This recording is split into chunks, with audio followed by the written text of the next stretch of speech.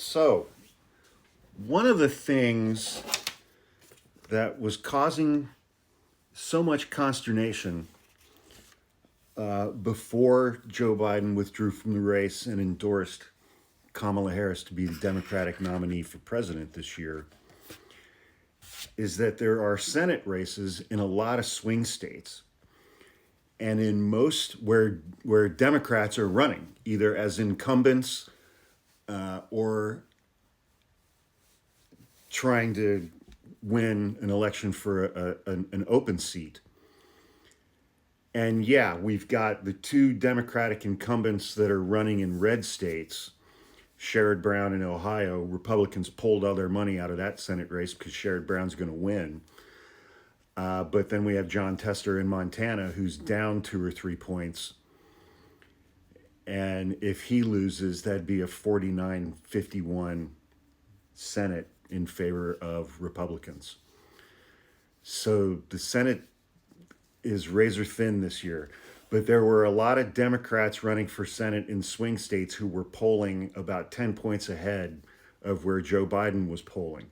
They were winning against their Republican counterparts, but that wasn't pulling Joe Biden up to their level of support in those states.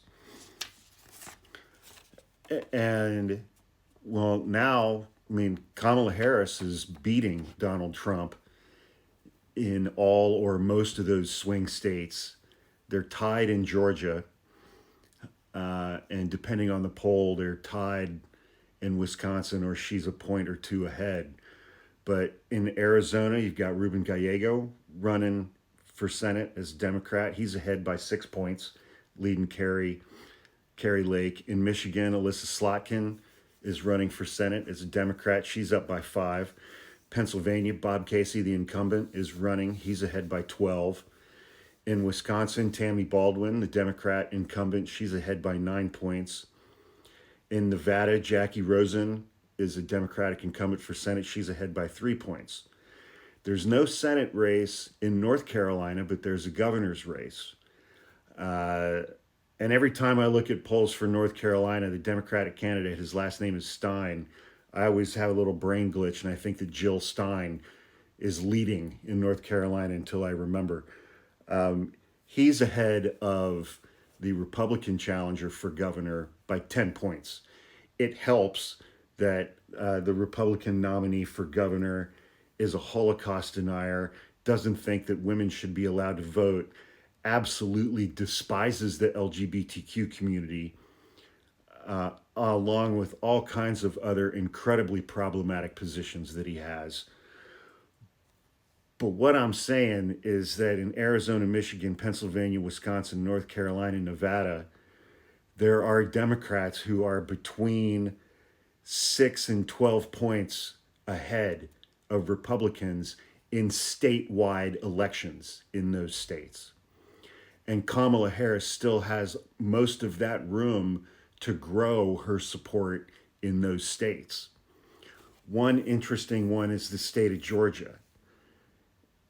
Republican State House, Republican State Senate, Republican governor, lieutenant governor, secretary of state, attorney general. There are no Senate races going on in Georgia this year or this election cycle.